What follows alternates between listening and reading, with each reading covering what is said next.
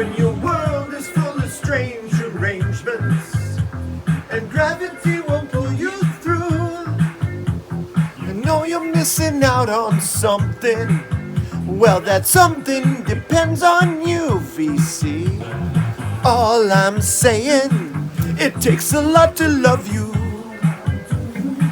You know it's true. There's one thing. What's up, VC? Bringing it to you from the cosmic realm. An 80s new wave vinyl finds video. That's right. I'm making my way to my throne. Goodbye. What's up, VC? Welcome once again to the realm of cosmicness. I love it here. It's just sanctum to me. Sanctum. Sanctuary. Yeah, just like I said, 80s new wave stuff coming right up. Some of it I'm sure you all know, but I tried to keep it all kind of from the 80s. So yeah, I think this is like my 21st vinyl finds video. It seems like that should be a higher number, but I've got a ton of records that I've found, obviously, but haven't done a lot of vinyl finds videos. I'm not sure why that is. And I think every time I go to do one, a contest comes up or something like that. So, yeah, I'm glad you guys are here, man. Let's do this. Let's mingle and have a good time. How about I let you in? I'll let you in. Take off the visors here. What? All right. Plus, I need to see. Alright, here we go. Just gonna show a few quick things here. Oh, we're drinking. We got a night off and a day off tomorrow, so we're drinking. We're going south of the border. Bought a twack of Mexican beer. Got the Carta Blanca. I've also been drinking a little of the Bohemian and some Corona and I can't think of the other one. Oh well. But yeah, digging a cold Mexican beer. Loving it. Kind of loosening me up a little bit. Getting me a little loose in the cosmic realm. Anyway, let's do this. First up, Thompson Twins. That's right, Thompson Twins. I usually work like the ones I like. Not that I like the least, but the ones that I like not as much. God, how do I say it? Anyway, I work my way up to the ones that I like the most. So you might be surprised at how I do this, but anyway, Thompson Twins. This is their album Into the Gap. And they're an English new wave band from the 80s, obviously. Nobody's name is Thompson, and neither one of them are twins, although these two do look a little bit alike, the female there and the fella right here. This is actually their 4th studio album, came out in 1984. It was recorded in the Bahamas, which would explain why it's so chippy and upbeat, and they seem to be in a good mood in the songs. I would be too if I was recording in the Bahamas. I think that's what this has to do with here, maybe something about the Bahamas. But the hits on this are Doctor Doctor, Hold Me Now, and what's the other one? Seems like there was another hit. But anyway, there was no less than 4 or 5 singles off of this record. Maybe not all top 10 or whatever, but this is a great record. These guys, I don't get it. Thompson Twins take kind of a bad rap, and I don't quite understand why. I know from what I've read that they're soft and they don't There's no feeling. Their lyrics are empty. You know, they're just kind of generic. But I'm telling you, this record sold almost 2 million copies worldwide. I'm sorry, there's something there. You don't just sell 2 million copies of the record and that they're not they're no talent band. So yeah, you got to give the Thompson Twins a little bit more credit.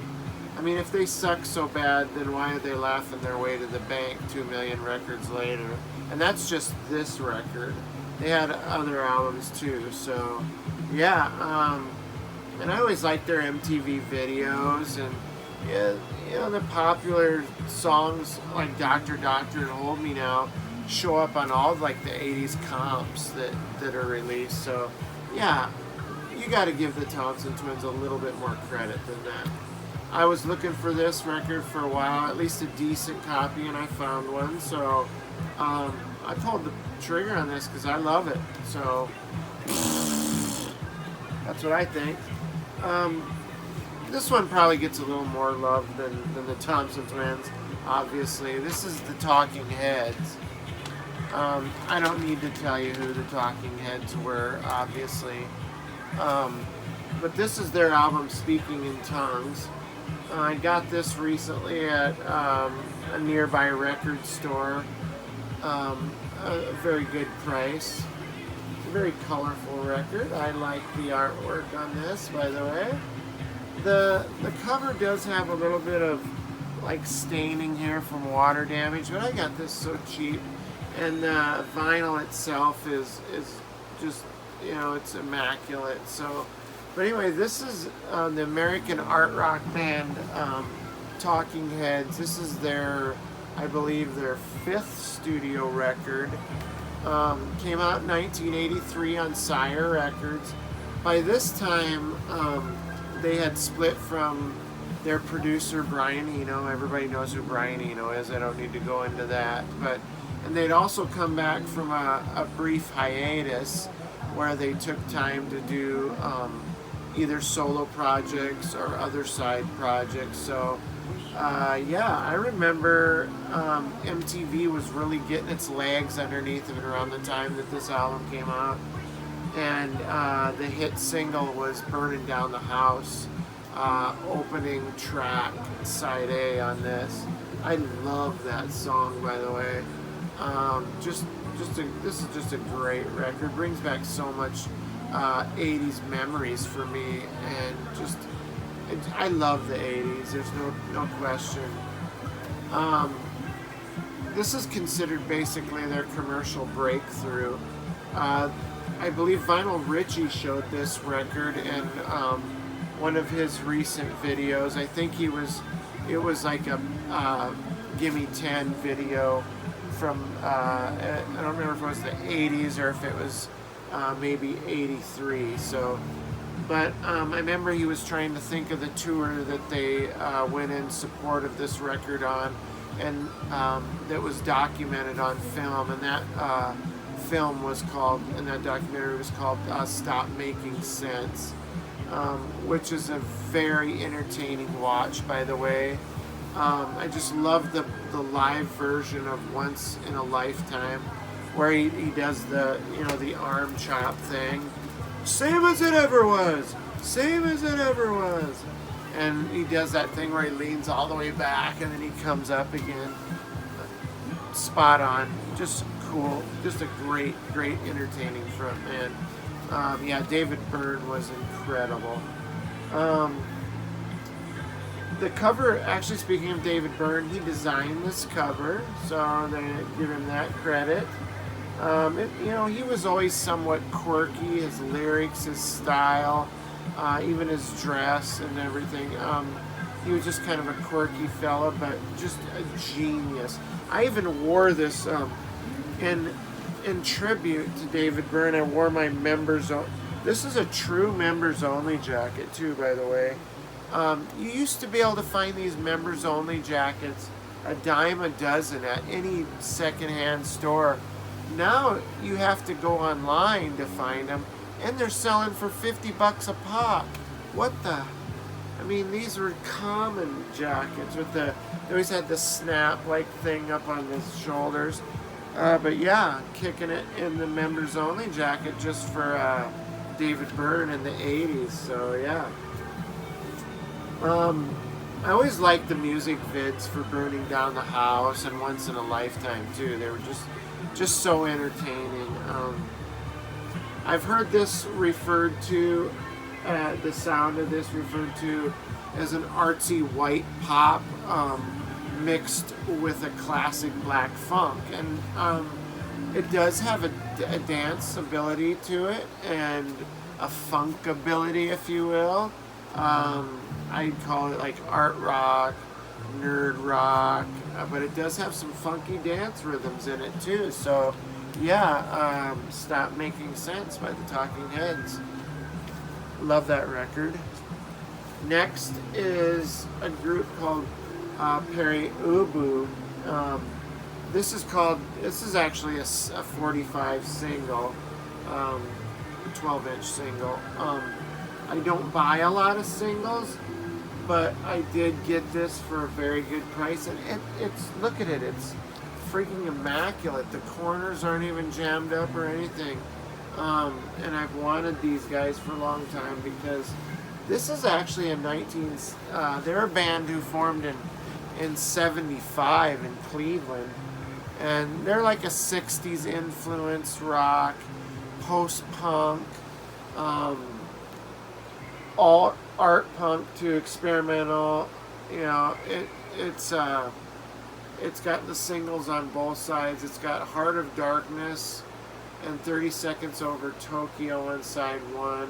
Side 2 has Cloud and then Untitled and Heaven. It's called Data Panic in the Year Zero. I love this, and I can't believe it's from like the late 70s. I mean, this was so ahead of its time sound-wise.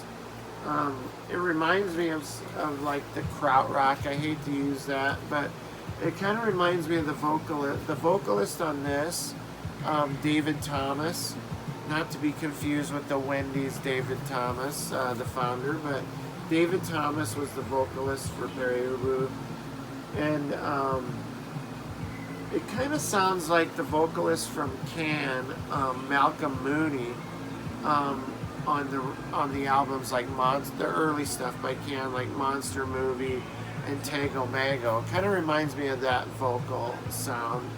It's almost a spoken word, like over like a rhythmic backing track or instrument. So yeah, this is great. I'd call it like maybe an avant-garde. It's definitely like a demented nursery rhyme, overlaid with like bizarre synth and effects. So yeah, Perry Ubu. I love it. It's the rhythmic pulse of the Perry Ubu. It's friggin' amazing. Great stuff. Glad to have picked that up. Moving right along. This is something that I nearly forgot about from the 80s, and this is in perfect condition. This is Phantom Rocker and Slick. Phantom Rocker and Slick are American rockers from the 1980s. There's the front cover, back cover, completely 80s look there. The drummer, Slim Jim Phantom right there, and the bassist Lee Rocker are from a band that you guys might know called the Stray Cats, American rockabilly band with Brian Setzer, of course. This is Earl Slick. He's the guitar player. They came out with this album, which is a self-titled record, and one other record. Slick played, Earl Slick's, I mean, you know these guys from Stray Cats, but Earl Slick played on David Bowie's live album, Bowie Live. He also played on Station to Station by David Bowie and John Lennon's Double Fantasy. So Earl Slick definitely has a good resume and his credentials. are definitely in place. So, but I just love this cover. These guys just look cool as F. I mean, check it out. The friggin' leather pants and the leopard skin jacket. He kind of reminds me of Jesse Eisenberg a little bit. Get a look at him real close there. Yeah, definitely Jesse Eisenberg. Yeah, these guys are badass. The outfits, the whole thing. Just, I would have bought it for the cover for the price I paid for this record. So, yeah, Keith Richards from Rolling Stones played on this record. I believe he played on a track called My Mistake. So yeah, got that going for them. They had moderate success with this record. The hit song is called Men Without Shame, and you might, they had an empty video to accompany it. You might go on YouTube, look up Phantom Rocker and Slick, Men Without Shame. Just a great rock song. I really dig it. It's bluesy, rockabilly. It's just great, straightforward rock and roll, man. Kind of your barroom rock, if you really want to know the truth. This would be like a great band to go see in a small dive bar that, you know, just has a lot of character and a lot of, you know, kick-ass weekend party bar, you know what I mean? That's Phantom Rocker and Slick. Definitely very cool. Moving right along, I got King Crimson. Three of a perfect pair, sorry. This is their 10th studio album.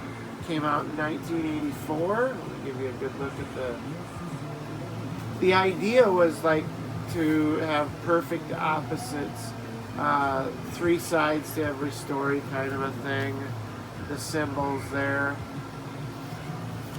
Supposedly this is some sort of sexual reference here of a rising phallus going into penetrating a lunar crescent female opening. So, I don't know, you go figure. But this has a left side, which is left side, which is side one.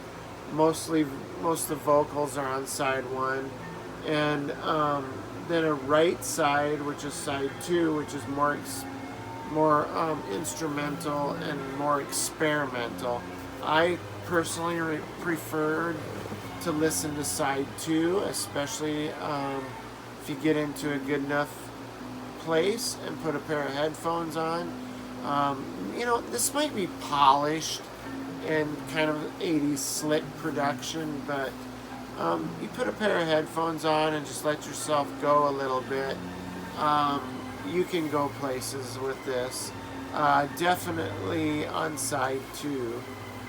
It sounds killer on a pair of headphones, so it's just interesting enough to keep me from getting bored with it. So yeah, it draws me in. It's probably not for everyone, but yeah, it's still got some experimentation to it. But this is Robert Fripp, definitely. He plays a killer guitar on this. Tony Levin plays a slapping bass on this. It's just incredible. He also plays the synth and background vocals.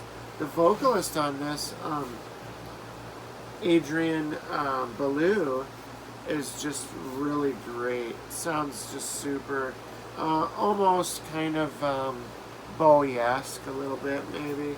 But yeah, King Crimson, not one of their best albums, but definitely a polished, still worth a listen. So,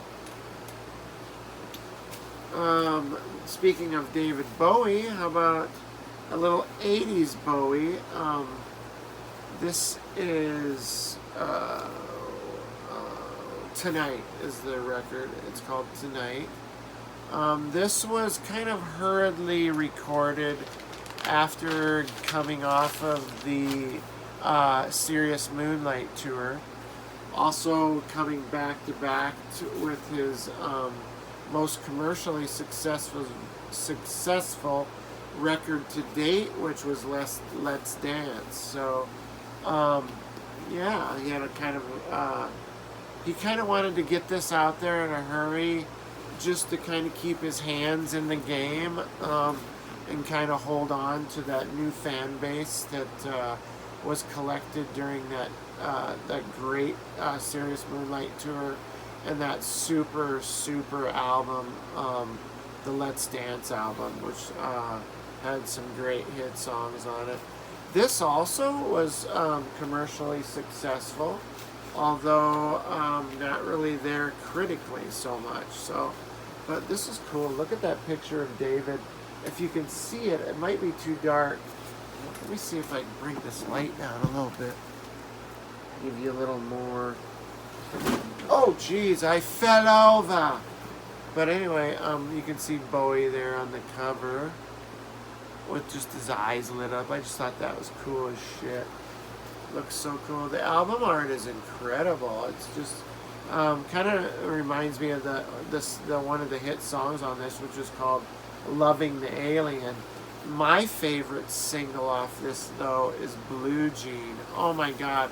When I first seen the video and heard the song "Blue Jean" on MTV circa 1984, I was totally in. Blue Jean is probably one of my top 5 Bowie songs. I know it's a strong statement, but it is true. I loved Blue Jean. Blue Jean was also made into not only like a shortened MTV video, but there was a mini film filmed by Julian Cope, where Bowie plays kind of a nerdy kind of guy trying to impress a girl that he brings to a club, and he's also performing on stage, and he's all dressed like a genie and painted up, and they're doing the song Blue Jean. So yeah, it's pretty cool. You have to go find it online, but it's there. Yeah, I just love this. He also does a cover of the Beach Boys. I was kind of surprised. He does a cover of Beach Boys and God Only Knows. It's not one of the stronger tracks here, but it's different. So yeah, check out David Bowie tonight. I got to take a little drink, getting a little verklempt, a little dry. Oh, that's tasty. All right, last 2 records. I know this is long. Hang with me. We're almost there. Oh, hold up. Sorry, guys. I don't want it to be like too quiet out there for you. I need some background music, and I want to pop this Classics Nouveau, which I really dig, by the way. And I'm going to tell you about it as soon as I get back in my cosmic throne. Alright, here I am. I'm back, people. Yeah, this was something. I was looking for some 80s new wave music, and I stumbled upon this that I had never heard of. This is called Classics Nouveau. And I've actually seen this is their debut record called Night People. This is the cover here. You can see the band there. The cover that I've also seen is this with the watch and just the black background. I've also seen that cover. So I had never heard of Classics Nouveau. And this is one of those that was a blind buy. I knew they were from the 80s. I knew they were English New Wave.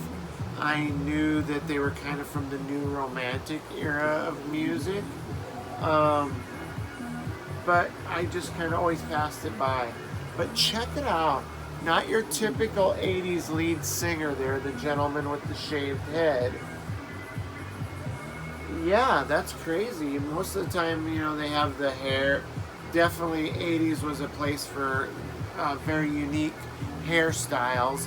Not just your 80s hair bands, but you look at the Flock of Seagulls, or you can even look at some of these guys. Yeah, 80s hair was really a thing to be reckoned with. But Anyway, this singer had a very atypical style and look for the 80s new wave with the shaved head. They were kind of a goth wave, as you can see by their dark hair, and they wore the fluffy shirts and the fluffy sleeve shirts, and you can see this gentleman's like bow tie there and like tuck shirt. Yeah, they were your typical 80s sound. The singer kind of had that baritone voice that like when Bowie, when he goes deep, and some of the other like 80s new wave singers, that deep baritone, that rich 80s new wave sound, even maybe like a Bauhaus kind of sound. Just a real smooth deepness, richness to it. The hit off of this record was this hit called a song called Guilty. But my favorites is one that you're hearing in the background right now called Robots Dance. This is side 2 we're listening to here. Side 2 for me is the strongest side. There isn't a song on side 2 that I don't like. Very, very cool, very experimental, very interesting. You've got to get it. If you can pick this up for under $10 for sure, maybe under $5 if you find it. The song Ever Home, Tokyo, Ran Away, The Protector of the Night. This is so interesting, and just from listening to this, I feel like this band should have been so much bigger than they were. Just a great record. So yeah, check out Classics Nouveau with an X on Classics and Nouveau. All right. I could have like seen them in like some dark goth club. It would just been like awesome. So anyway, moving on to the last record. Saving the best for last as far as I'm concerned. I love, ever since I heard this record, I've loved it. This is ABC, the Lexicon of Love. This came out in 1981. I was a junior in high school. And first off, this has always been one of my favorite 80s pop bands, and this record is right up there in the top for me. Ever since I heard Martin Fry's voice, the sophistication of it, the classiness of it, the beautiful tone in his voice, I absolutely fell in love with this band. I know that sounds wild because I'm usually so out there in the cosmic way. This is something that I just treasure. This was 80s sound all the way. Harps, strings, keyboards, synth, all with an amazing bass to carry the whole thing. This is just a great collection of pop songs about a guy who's had hard luck in love. Whether it be heartache or lost love or just not measuring up enough to get the girl. That's what Martin Fry finds a way to get across in this record, but yet still up-tempo. The sound is kind of a fusion of like disco and, dare I say, punk. It's got a definite pop sensibility to it, though. It's, like I said, it's got a sophisticated sound, and it's got like a coolness to it. It just, Martin Fry's voice, it's just so cool.